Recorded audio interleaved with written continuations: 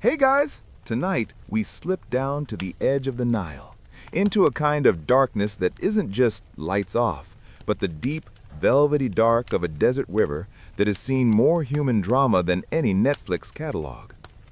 You're standing there barefoot in cool sand, and the first thing you notice is how loud the quiet is. Water lapping, insects buzzing, somebody in the distance coughing themselves awake. Above you, the sky is still mostly stars, but there's a faint gray smear on the horizon where dawn is just starting to think about showing up. You're not here as a tourist. Tonight, you're the new extra pair of hands on a Nubian riverboat, somewhere along the stretch of Nile that, in the time of the pharaohs, was both a vital trade route and a slightly dangerous, slightly magical corridor between worlds. You probably wouldn't survive this job for very long in real life. No GPS, no weather app, and definitely no life jacket in a tasteful neon color. But for now, you just get to drift along safely from your pillow. So, before you get comfortable, take a moment to like the video and subscribe, but only if you genuinely enjoy what I do here. If you want to, you can also let me know in the comments where you're listening from and what time it is for you right now. Are you sneaking this in at 3 a.m. or pretending it's just a quick nap at 3 p.m.? Now, dim the lights, maybe turn on a fan for that soft background hum, and let's ease into tonight's journey together. You trudge closer to the water, sand a little damp and cold under your feet. The Nile here is wide, but not empty. You can just make out dark shapes, boats pulled up to shore, ropes tied to wooden stakes, bundles of goods piled like sleeping animals. A low murmur of voices drifts over. Nubian boatmen already awake, wrapped in light linen, moving slowly but efficiently, the way only people do when they've done the same job their whole lives. One of them waves you over, nodding toward a long, narrow boat, its hull dark and worn smooth by years of sand and water. It's not fancy, but it's perfectly suited to this stretch of river, shallow enough to slip past sandbars, sturdy enough to scrape against rock and pretend nothing happened. Historians know that Nubian sailors were crucial for moving goods, soldiers, and messages along the southern Nile, guiding Egyptian expeditions into regions rich with gold, incense, and other luxuries. You're about to step into that world, though thankfully without the carrying stone blocks in 45-degree heat part. As you come closer, you notice how the crew aren't staring at a map or arguing over directions. Instead, they're watching the river itself. One man squints at the surface where the current seems to lean slightly more to one side. Another glances up at the faint line of clouds that are barely visible in the dim light. Historians still argue whether these boatmen had formal written navigation guides or whether most of their knowledge stayed oral and embodied, tied to muscle memory, stories, and routine. But either way, what you see now is quiet expertise on autopilot. Someone hands you a coil of rope. The fibers are rough against your palms, and the smell of it, sun, sweat, and Nile water, is weirdly calming. The boat creaks as the crew shifts their weight, testing balance before launch. You hear them muttering about where the current will be strongest today, whether sandbars have moved after the last small flood, and which bank will give more shade by midday. It's like listening to people plan a road trip, using only the angle of the wind and how grumpy the river seems. A fringe detail catches your eye. One of the older boatmen has a small charm tied to the mast, a bit of carved wood, and maybe a bead or two. It's not official temple gear, nothing a scribe would bother writing down, but it's clearly important to him. Maybe it's a protective token, maybe it's just habit, or maybe it's both. These tiny personal objects rarely make it into big history books, but they quietly shape how people feel about stepping into deep water before sunrise. The horizon brightens a little more, turning from charcoal to a pale, dusty blue. Birds start up, their calls tangled with the soft slap of waves against the hull. You take one last look back at the shore, Low huts, a few palm trees, faint smoke from an early cooking fire. And then you step into the boat. Your weight shifts, the deck gently moves under your feet, and you feel that subtle, thrilling moment when land stops being your reference point and water takes over. The crew pushes off, oars dipping in near-perfect unison. No one shouts, no dramatic countdown, just a practiced rhythm, a soft scrape of wood, and the, "Yep, we know this river," kind of silence. You stand there feeling slightly useless and slightly honored as the boat noses into the main current and the Nile welcomes you onto its quiet, moving map.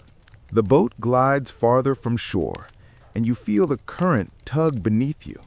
Not violently, just enough to remind you that the Nile has opinions about where you should go. The crew barely speaks now. They're busy reading the river, which, as you quickly learn, is less like following a line on a map and more like listening to a language without words. You settle onto a low wooden bench, trying to look helpful while doing absolutely nothing helpful. One of the older boatmen, his face calm in that "I've seen too many floods to be surprised by anything" way, taps the side of the boat with his knuckles. "Listen," he says quietly. You lean in.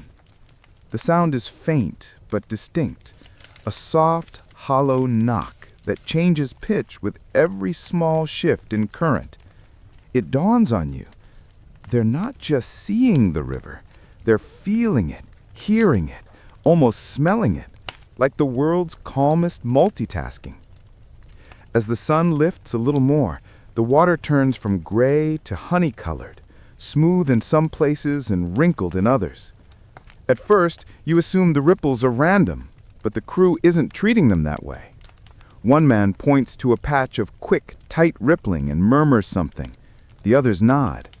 That little textured patch tells them where a shallow ridge lies beneath the surface. It's basically the ancient equivalent of caution, speed bump. Mainstream fact? Here it comes. Ancient Nubian boatmen were renowned for navigating the Nile's cataracts, those rocky, turbulent stretches where many outsiders struggled.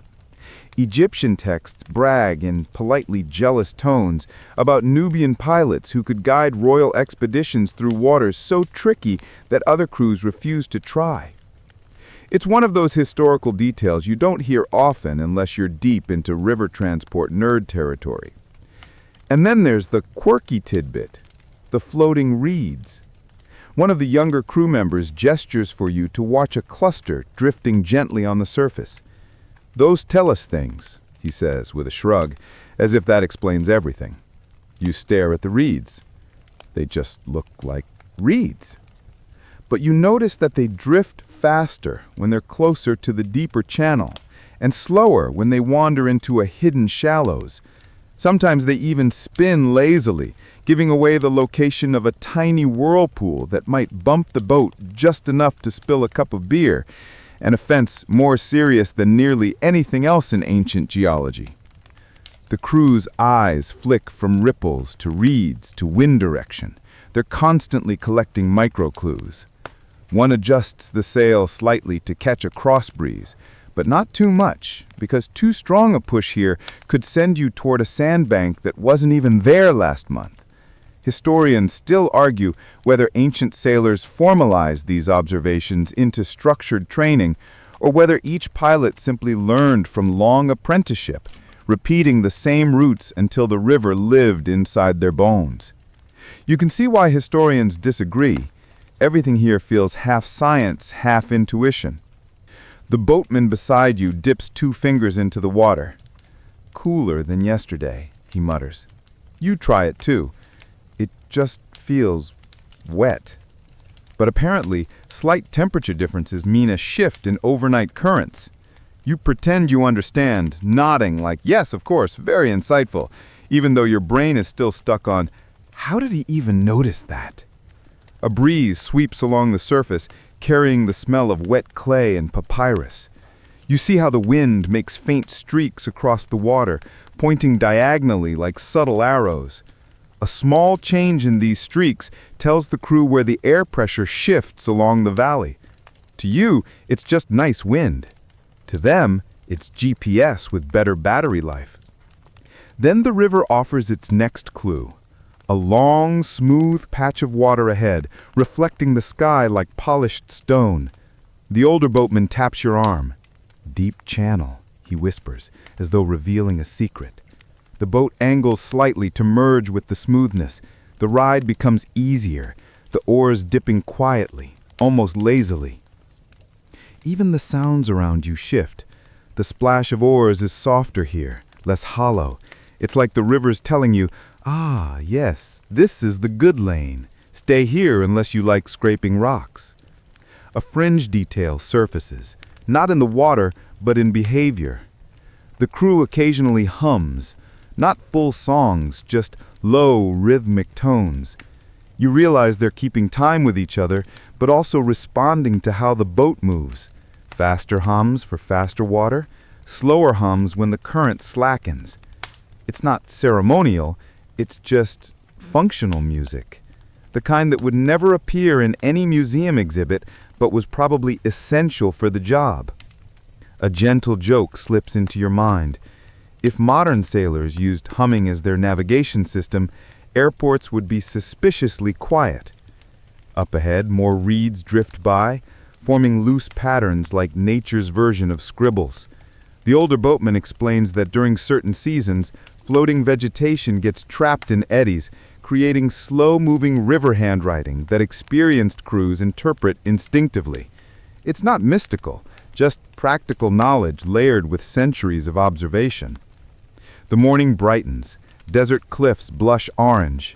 Birds skim the surface, skittering just above the waterline like nervous handwriting. The crew watches everything, constantly decoding. You realize something surprising.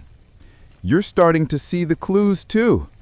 The river is starting to talk, and slowly, very slowly, you're learning a few of its quiet syllables.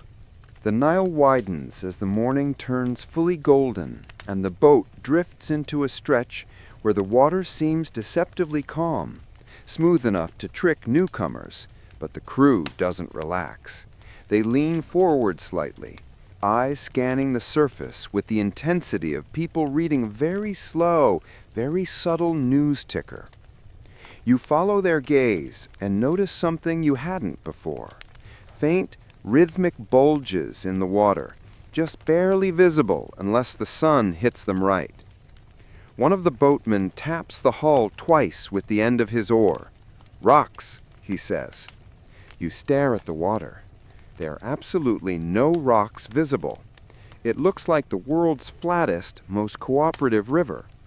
But the Nile, especially in Nubia, is famous for hiding its personality under the surface. The region is dotted with what historians politely call challenging cataracts, and what boatmen probably called something less polite. For generations, crews memorized the exact position of submerged boulders, some smooth, some jagged, some nicknamed after whatever unfortunate cargo they once destroyed. As your boat glides forward, you begin to sense why this skill mattered. The river narrows, the current quickens. There's a subtle diagonal pull to the left, then a faint shudder as the water brushes a hidden rock tower somewhere below your feet. The boatman beside you doesn't even flinch. He just adjusts the oar angle by a few centimeters, the same way someone might nudge a steering wheel without thinking. This is where their memory palace comes in. Not a real palace, no golden walls, no fancy furniture, but a mental map built from years of stories and repeated journeys. The crew describes landmarks to each other as if they're old friends. The sleeping camel rock, the two brothers stone, that one flat one the flood keeps trying to steal. A mainstream historical fact slips in here.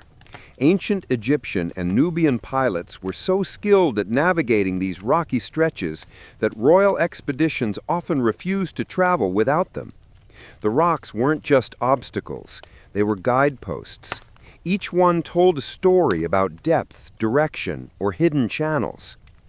One man points toward a barely noticeable swirl in the water. "There," he murmurs. You squint, feeling like a student in a tough class who missed the first lecture and never recovered. "That's a whirlpool," he adds, seeing your confusion. "Small one. It hugs a sandbar." You look again. Now you see it. Just a slight tightening in the water's spin, like someone gently stirring tea. The boat angles around it. If you had rowed straight through, the boat probably wouldn't flip or anything dramatic, but you definitely get an unpleasant jolt and maybe lose someone's favorite storage basket. Here comes the quirky tidbit.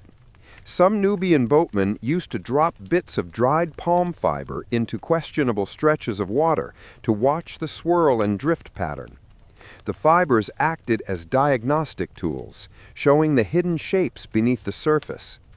No one writes this in big history books. It's too small, too everyday. But it's a perfect example of practical ingenuity wrapped in simplicity. The cliffs rise a little on each side now, turning the river into a soft canyon. Their shadows stretch long across the water, darkening patches that make the currents look even trickier to read.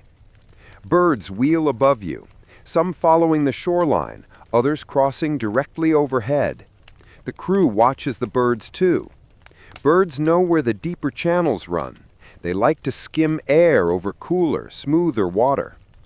You start noticing that certain birds stick to one side of the river during particular seasons.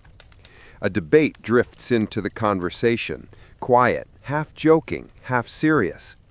One historian still argues whether these landmarks change every few years or whether the river remembers them, one man teases. His friend snorts. The river remembers nothing. We remember. The rocks stay where they are. But the first one adds thoughtfully, "Still, sometimes I think the river shifts things when we're not looking." And honestly, watching the currents wrinkle and smooth themselves like silk, you can understand why debates like this linger. The Nile changes slowly, yet constantly, an artist editing the same painting year after year. The boat nosedives slightly, then rises again as you cross over a submerged ridge. You grip the side of the hull instinctively, prompting one boatman to grin at you. "Don't worry, this one is friendly." A rock. A friendly rock. You add that to the list of phrases you never expected to hear. Up ahead, the riverbanks widen again, revealing clusters of tall reeds and a distant line of trees. Beyond them, sandy hills ripple like waves frozen in place. A few goats wander along the shore, bleating in the kind of unimpressed tone goats specialize in. But the river isn't done teaching you. A gentle vibration trembles through the hull, a hum more felt than heard. One boatman crouches, pressing a palm to the wood. "Stones below," he murmurs, "flat ones, spread wide." You lean down and try it too. You feel nothing, just warmth and wood. He laughs softly. "You'll feel it someday." The sun climbs higher, turning the water silver white. Shadows shrink. Heat rises like a veil. The rocks beneath the surface become even harder to see, their clues subtler, the smoothness of danger blending with the smoothness of safety. Still, the crew knows each twist and pull. You realize you're not on a river. You're inside a story, one shaped by geology, memory, and centuries of patient observation. By the time you pass the last set of hidden stones, you've learned one essential truth. The Nile isn't a road. It's a conversation. And every rock, every swirl, every ripple is just another line of dialogue whispered beneath the sunlight.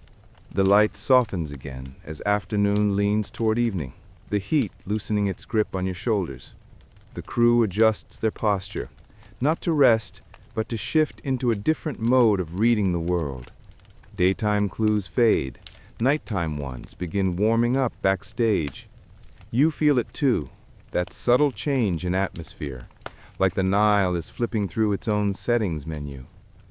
A breeze glides down the valley, cooler now, carrying the dusty scent of distant hills. The boatmen glance upward, not at clouds this time, but at the sky itself, its color, its brightness, the way the horizon gently smudges. You follow their eyes and notice the faintest early star winking above the western cliffs. "You see that?" one of them asks. You nod enthusiastically. You have absolutely no idea what you're looking at. He chuckles. "That one comes early when the wind'll turn gentle. Good for us tonight." You learn quickly that stars aren't just pretty, they're practical. Mainstream historical fact incoming. For centuries, Nubian and Egyptian sailors used star risings and settings to understand seasonal patterns, river direction, and even travel windows. Before compasses, before sextants, the sky was the biggest instruction manual anyone had access to, if you could read it. One of the crew points to a faint line of hilltops in the distance, their silhouettes stacked like sleepy giants. "Those ridge lines tell us where the wind will gather," he says. "It hits them first, then crosses the river." You notice that some ridge lines are sharp, others rounded. A few create small pockets where the air compresses, making gusts that appear suddenly and vanish just as fast. You can't help but imagine what modern weather apps would look like if they had to deal with ancient Nubian micro-wind zones. Expect a 3-second left gust, followed by disappointment. The sun sinks lower, painting everything in soft copper. Shadows stretch long, stretching fingers across the water. This is when the river becomes quiet, not silent, just thoughtful. The reflections flatten, the colors deepen, and the crew shifts their attention to how the light skims the surface. A fringe tidbit emerges as you listen. Certain boatmen could tell time not just by stars, but by the texture of moonlight on the water. Some old stories claim moonlight makes shallows shimmer differently from deep currents. Historians still argue whether this was real observational skill or poetic exaggeration, but watching the day fade, you can almost believe it. When the first stars multiply, pinpricks across the velvet blue sky, the boatmen start matching their placements against familiar patterns. Not formal constellations, but their own river-friendly references. The archer's dip, the fisher's line, that bright pair that argues every summer. You tilt your head back, squinting. The night sky looks enormous, and honestly, a little overwhelming. But for these men, it's less a sky and more a consistent coworker who never takes a day off. The wind grows steadier, brushing your face with a coolness that feels like permission to breathe deeper. The moon rises, a pale coin slipping above the eastern bank. Its reflection stretches across the water in a long, trembling path, like the river is quietly lighting the way for you. You hear a change in the boat, tiny at first. The ropes creak differently. The oars make a deeper, slower sound. The hull presses into the current with more confidence. The boatmen feel these changes before you do, tuning themselves to the rhythm. It's not mystical. It's just a lifetime of noticing things most people never pause long enough to notice. One of them shows you how wind direction affects the smell drifting over the water. Desert wind smells dry, but when the wind comes from the river bend up north, you smell wet mud and lilies. You sniff. Mostly you smell boat rope, sweat, and the faint aroma of whatever someone ate earlier. Still, you pretend you get it. As night settles in for real, the hills become silent guardians, their edges glowing faintly in moonlight. The water grows darker, but not opaque. You can still see hints of movement beneath the surface, silver streaks where fish dart or currents shift. The boatmen speak softly now, their voices blending with the gentle slap of water along the hull. One tells you that in deep night, stars near the horizon guide more accurately than the ones overhead. They tell you where you're drifting, not just where you're pointing. You glance again at the low stars, trying to see the cues they see. Tiny flickers, slight tilt, uneven brightness. It's like trying to read a book written entirely in whispers. But slowly, very slowly, you begin to make out a few words. The final trick of the night, they say, is the river's music. When currents shift direction after dark, they sometimes create faint patterns of sound, a distant bubbling, or rolling whisper, or even a soft thump when water meets cliff. You listen intently. You hear frogs, insects, a bird somewhere near the reeds. But then, underneath everything else, a long, steady hum. That's the deep channel, one murmurs. Follow that, and the night won't fool you. You close your eyes for a moment and feel the boat glide smoothly forward, guided by starlight, wind, and the quiet intelligence of people who've spent their lives listening to things the rest of the world rushes past. You drift farther along the Nile, feeling the current thicken and loosen like a giant breathing creature, and the boatmen let you stand near the stern as if you've earned some tiny honorary title, person who has not fallen off the boat yet. The river is wider here, almost pretending to be a lake, and the surface has switched from sparkly mosaic to something smoother, darker, and full of slow-moving secrets. You can sense the boatman reading it the way some people read faces, the little twitches, the faint hesitations, the slight rise of a wave that says something underneath just changed direction. Historians love to remind you that ancient Nubian pilots actually mapped these channels across generations, building a practical memory palace long before that term became a productivity tip. They knew sandbars that migrated like shy ghosts, little pockets of reverse current, and stretches where hippos like to nap in the afternoon shade. Apparently, hippos have always believed strongly in personal space, something the boatmen respect with the seriousness of an unwritten constitution.